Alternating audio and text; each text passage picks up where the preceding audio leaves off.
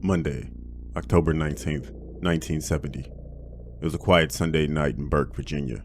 Air Force Academy cadet Robert Bennett was driving home with his fiancée after attending a football game.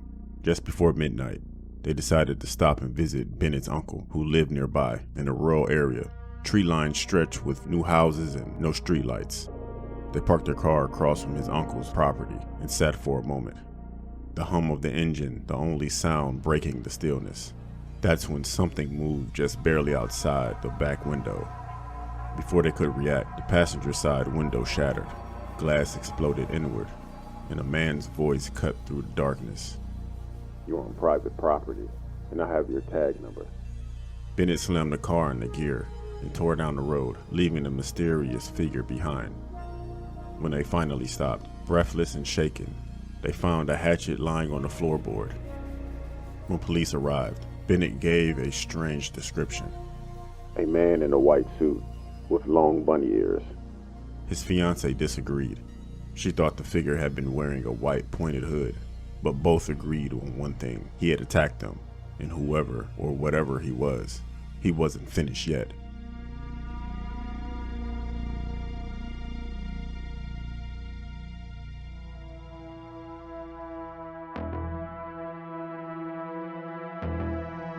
Nightmare Files.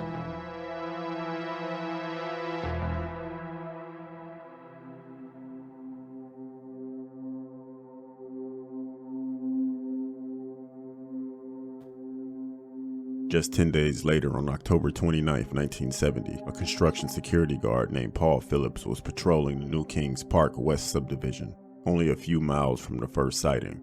Around 10:30 p.m., Phillips noticed something strange. On the porch of a half-built home stood a man, dressed in a gray, black, and white rabbit costume. Phillips called out, asking if the man needed help. The response was chilling. "You're trespassing. The man said. If you come any closer, I'll chop off your head." Then, without warning, the figure began chopping at a wooden post with a hatchet, the sharp cracks echoing through the unfinished homes. Phillips retreated to his truck to grab his gun, but by the time he returned, the man was gone. He later described the suspect as about 5'8", 175 pounds, and about 20 years old, wielding a small hatchet. Local newspapers caught wind of the story, dubbing him the Bunny Man. Within weeks, over 50 sightings poured into the Fairfax County Police Department, all describing a man in rabbit ears haunting the back roads and new housing developments of Northern Virginia. The once quiet suburb of Burke had a monster on its hands.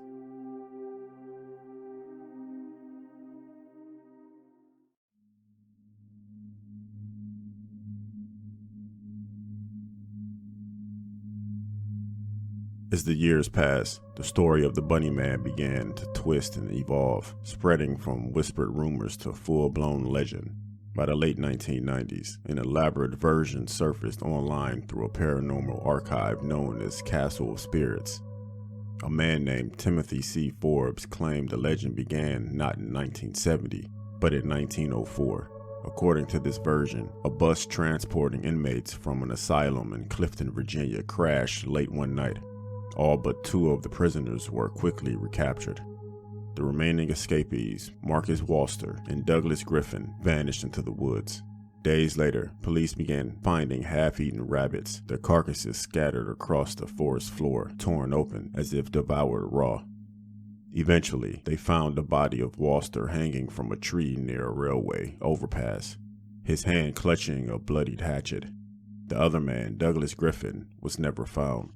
Soon people began reporting strange noises under the bridge, scratching, whispering, and sometimes the faint sound of laughter. The bridge became known by a new name, Bunny Man Bridge.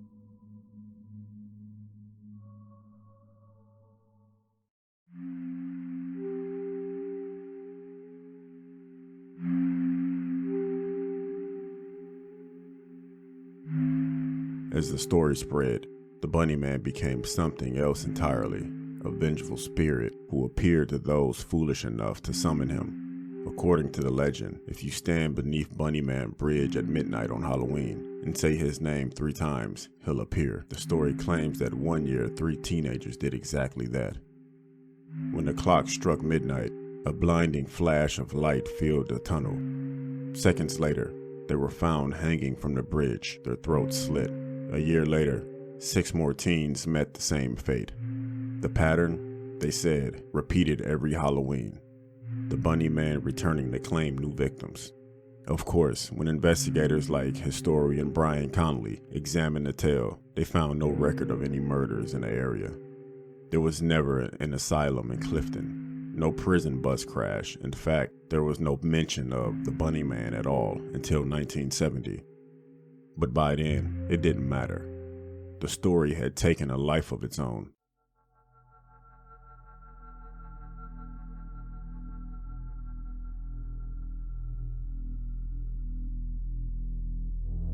Over the decades, countless theories have emerged about who or what the Bunny Man really was. Some say he was a violent escapee from a nearby mental hospital. Others believe he was a hermit living in the woods, engaged by suburban sprawl cutting into his land. In 2014, a local band even released a 3-disc rock opera about the legend, featuring songs like Bunny Suite and All Hallows Eve. One of the band's writers, Jim Waters, grew up in Northern Virginia and had his own theory. There were some old homesteads near Kings Park West, he said. I think maybe someone from one of those families, someone who didn't want their woods destroyed, might have been the Bunny Man. But others like Officer W.L. Johnson, who investigated the 1970 attacks firsthand, aren't so sure that there was ever even a Bunny Man at all. In his final report, Johnson wrote, After an extensive investigation into this and all other cases of this nature, it remains unsubstantiated whether or not that there was really a Bunny Man. He closed the file with a simple note. This case will be marked as inactive. Decades later, the legend still thrives. The Colchester Overpass, now known almost exclusively as the Bunny Man Bridge, sits at the end of a narrow, 1-lane road surrounded by thick woods. The walls are tagged with graffiti. The pavement below it is littered with broken glass and beer cans, remnants of late-night dares and ghost hunts. It says no trespassing. The signs are nailed to nearly every surface, but they do little to keep people away. On Halloween night in 2011, police had to block off the road, turning away over 200 thrill seekers, some from as far away as Pennsylvania, all hoping to catch a glimpse of the infamous Bunny Man. They didn't find him that night, but they say when you stand beneath the bridge alone, you can still feel it, a weight in the air, a whisper in the trees. Some swear that they've even seen a figure in white standing just beyond the shadows. Others claim to hear the faint scrape of metal on concrete, like a hatchet dragging along the wall. Whether he was a violent man hiding behind a costume, a restless ghost, or just a product of suburban paranoia and vivid imagination, the Bunny Man has become one of Virginia's most chilling legends, a story that refuses to fade. What began as a police report in 1970 has grown into something far larger.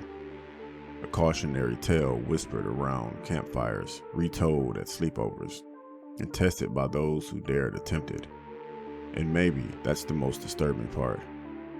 Because legends like this, the ones that spread from one generation to the next, they tend to stick around for a reason. Maybe there's a little truth in every story, or maybe some things were never meant to be proven. This is the story about the Bunny Man.